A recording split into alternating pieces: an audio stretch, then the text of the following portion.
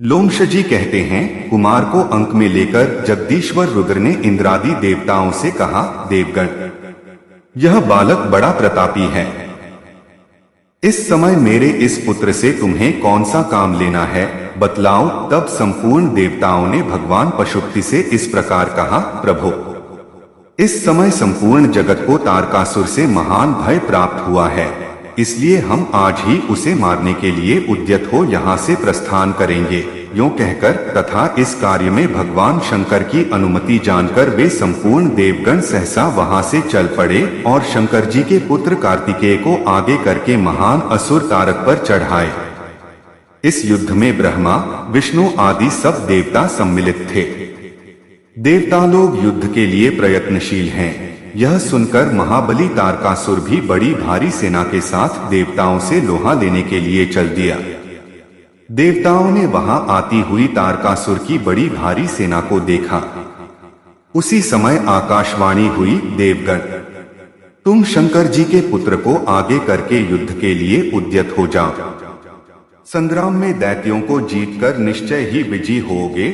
यह आकाशवाणी सुनकर सब देवता युद्ध के लिए उत्सुक हो गए। उसी समय कुमार कार्तिकेय का वरण करने के लिए मृत्यु कन्या देवसेना वहां आई। कुमार ने ब्रह्मा जी के कहने से उसे अंगीकार किया। तब से शंकर जी के पुत्र कार्तिकेय जी देवसेनापति हो गए। उस समय शंख, नगारे, डंका, ढोल, गोमुख तथा दुंदुभी आदि बाजे बजने लगे। देवराज इंद्र कुमार कार्तिकेय को हाथी पर बिठाकर आगे आगे चलने लगे।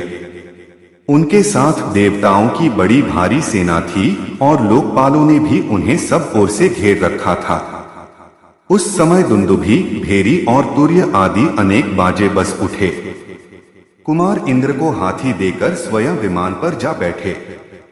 तब इंद्र ने कुमार के मस्तक पर वरुण देवता का छत्र धारण कराया, जो बहुमूल्य मणियों की प्रभा से प्रकाशित हो रहा था। उसमें भांति भांति के रत्न लगे हुए थे, जिससे उसकी शोभा बहुत बढ़ गई थी। वह छत्र चंद्रमा की किरणों के पड़ने से अत्यंत शोभायमान जान पड़ता था। उस समय युद्ध की इच्छा रखने वाले इंद्र आदि संपूर्ण महाबली देवता अपनी अपनी सेना के साथ युद्ध में सम्मिलित हो गए। अपने गणों के साथ धर्मराज भी वहां उपस्थित थे। मरुदगणों के साथ वायु, जल जंतुओं के साथ वरुण, गुह्यकों से घिरे हुए कुबेर, प्रमथनों के साथ ईशान और व्याधियों के साथ नैऋत युद्ध के लिए आए थे। इस प्रकार आठों लोकपाल युद्ध की इच्छा से मिलकर तारकासुर को मारने का विचार करते थे। विश्ववंद्य शिवपुत्र सेनापति कार्तिकेय आत्मज्ञों में श्रेष्ठ थे। उन्हें आगे करके सब देवता पृथ्वी पर उतरे और गंगा यमुना के बीच अंतर्वेदी में आकर खड़े हुए। तारकासुर के अनुचर भी पाताल से वहीं आ गए और देवताओं का वध करने के लिए अपनी सेना के साथ युद्धस्थल में विचरने लगे। तारकासुर भी विमान पर बैठकर वहां आया। उस विमान से उसकी बड़ी शोभा हो रही थी। वह असुर बड़ा तेजस्वी था। उसके मस्तक पर छत्र तना हुआ था और सब ओर से च्वर डुलाए जा रहे थे। इससे दैत्यराज तारक बड़ी शोभा पा रहा था। इस प्रकार देवता और दैत्य अंतर्वेदी में आकर बड़ी भारी सेना के साथ खड़े थे। उन्होंने अपने सैनिकों के पृथक पृथक व्यूह बना रखे थे। हाथी, ऊंट, भेंड़े, भांति भांति के घोड़े तथा बहुमूल्य मणियों से युक्त विचित्र विचित्र रथ भी व्यूह के आकार में खड़े थे। बहुत से पैदल योद्धा शक्ति, शूल, फरसा, तलवार, तोमर, तीर, पाश, मुदगर और पट्टिश आदि शस्त्रों से सुसज्जित थे। देवता और दैत्यों की वे दोनों सेनाएं एक दूसरे की अपेक्षा से सजकर बड़ी हो गए। अत्यंत पीड़ित होकर उन्हें पराभव स्वीकार करना पड़ा। अपनी सेना को तितर बितर होती देख तारकासुर ने 10,000 भुजाएं प्रकट की और सिंह पर सवार हो रणभूमि में देवताओं का संहार आरंभ किया। उसने शिव के बहुत से गणों को भी मार गिराया। जान पड़ता था वह तीनों लोकों का संहार कर डालेगा। उसके सैनिकों ने समस्त शिवगणों को क्षत विक्षत कर दिया तथा दैत्य सेना के सिंहों ने शिवगणों की सवारी के काम आने वाले सब बैलों को मार डाला। इस प्रकार उस रणक्षेत्र में जब भगवान शिव के पार्षद मारे जाने लगे, तब भगवान विष्णु ने शंकर जी के प्रिय पुत्र कुमार कार्तिकेय से हंसकर कहा, कृत्तिकानंद, तुम्हारे सिवा दूसरा कोई ऐसा वीर नहीं है जो इस पापी तारकासुर का वध कर सके, अतः तुम्हें ही इसका संहार करना चाहिए। कार्तिकेय बोले, भगवान, यहाँ कौन अपने हैं और कौन पराये, इसका मुझे कुछ भी ज्ञान नहीं है। यह सुनकर देवर्षि नारद ने कहा, महाबाहो, तुम भगवान शंकर के अंश से उत्पन्न कुमार हो, इस जगत के रक्षक और स्वामी हो। देवताओं को सबसे बढ़कर सहारा देने वाले भी इस समय तुम ही हो। वीरवर, तारकासुर ने पहले बड़ी उग्र तपस्या की थी, उसी के प्रभाव से उसने देवताओं पर विजय पाई है, स्वर्गलोक को जीत लिया तथा अजेयता प्राप्त कर ली है।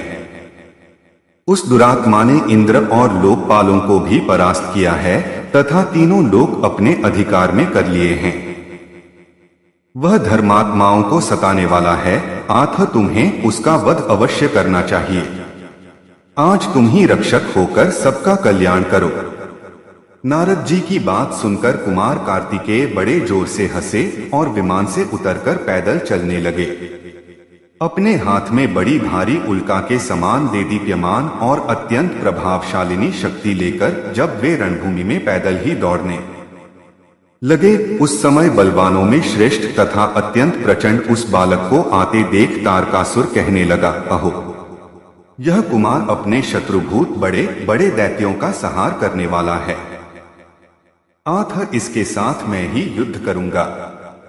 अन्य सब वीरों, संपूर्ण गणों, गणाधीशों और लोकपालों को भी मैं अभी मौत के घाट उतारता हूँ। यूं कहकर महाबली तारकासुर कुमार से युद्ध करने के लिए आगे बढ़ा।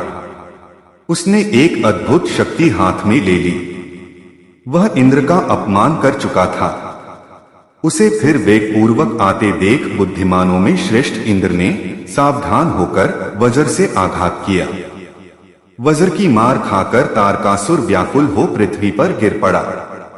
गिरते ही वह पुनः उठकर खड़ा हो गया और बड़े रोष में भरकर उसने इंद्र पर शक्ति से प्रहार किया। इंद्र ऐरावत हाथी पर बैठे थे, किंतु तारकासुर ने उन्हें पृथ्वी पर गिरा दिया। उनके गिरने पर देवताओं की सेना में बड़ा हाहाकार मचा। इंद्र को पृथ्वी पर गिरा देख प्रतापी वीरभद्र अत्यंत कुपित हो उठे। वे बड़े बलवान वीर थे। उन्होंने हाथ में त्रिशूल लेकर इंद्र की रक्षा करते हुए महादैत्य तारक पर प्रहार किया। शूल के आघात से आहत होकर तारकासुर पृथ्वी पर गिर पड़ा, परंतु वह बड़ा तेजस्वी था। गिरने पर भी पुनः उठकर खड़ा हो गया। उसने बहुत बड़ी शक्ति लेकर वीरभद्र के वक्षस्थल पर प्रहार किया। उसकी शक्ति के आघात से वीरभद्र भी धराशायी हो गए। उस समय समस्त शिवगण, संपूर्ण देवता, गंधर्व, नाग तथा राक्षस बारंबार हाहाकार करने लगे। इतने ही में शत्रुओं का नाश करने वाले महाबली वीरभद्र उठकर खड़े हो गए। उन्होंने एक चमकते हुए त्रिशूल से जब तारकासुर को मार डालने का विचार किया, उसी समय कुमार कार्तिकेय ने उन्हें मना करते हुए कहा, महामते, तुम इसका वध न करो।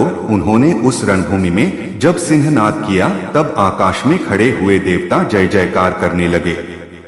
वीरवर कार्तिकेय एक बहुत बड़ी शक्ति लेकर उसके द्वारा तारकासुर को मार डालने के लिए उद्यत हुए। तारकासुर और कुमार कार्तिकेय में बड़ा विकट, सब प्राणियों के लिए भयंकर तथा अत्यंत दुस्सह संग्राम हुआ। दोनों वीर हाथों में शक्ति लिए एक दूसरे से जूझ रहे थे। वे शक्ति से विपक्षी की शक्ति पर चोट करते थे।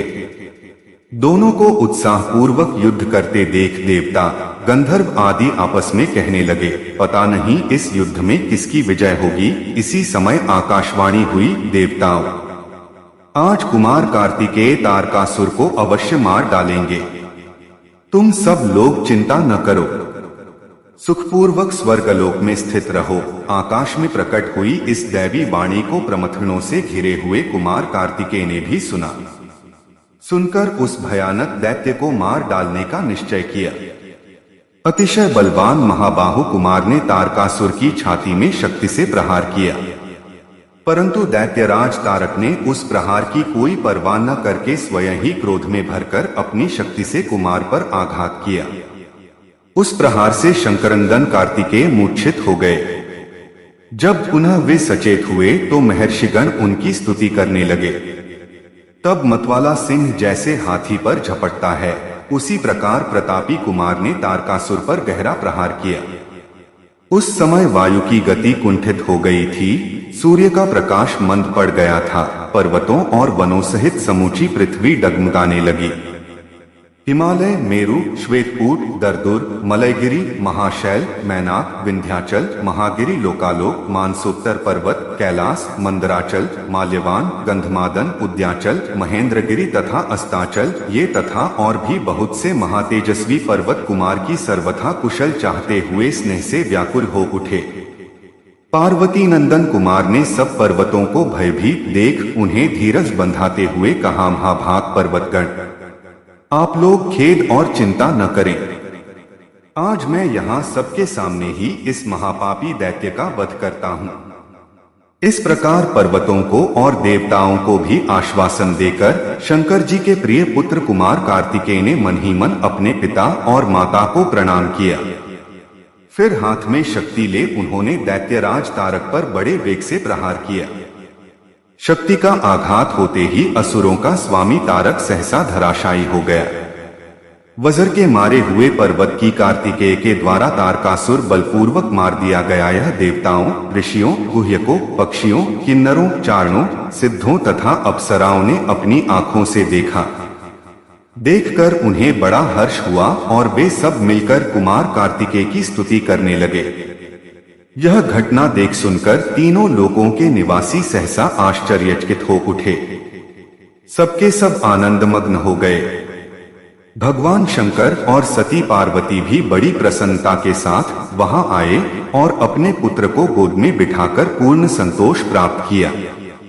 उस समय देवताओं ने भगवान शिव और पार्वती की आरती उतारी। तत्पश्चात अपने पुत्रों तथा मेरु आदि पर्वतों से घिरे हुए गिरिराज हिमालय भी वहां आए और कुमार का स्तवन करने लगे। इसके बाद इंद्र आदि सब देवताओं ने ऋषियों के साथ गीत और वाद्य की ध्वनि करते हुए वेद मंत्रोच्चारण पूर्वक भांति भांति के सूक्तों द्वारा कुमार का स्तवन किया। यह कुमार विजय नामक चरित्र अत्यंत अद्भुत है। इसमें कुमार के पराक्रम और महात्म्य का वर्णन है। उनका यह उदार चरित्र अत्यंत प्राचीन, परमानंददायक तथा मनुष्यों को मनोवांछित वस्तु प्रदान करने वाला है।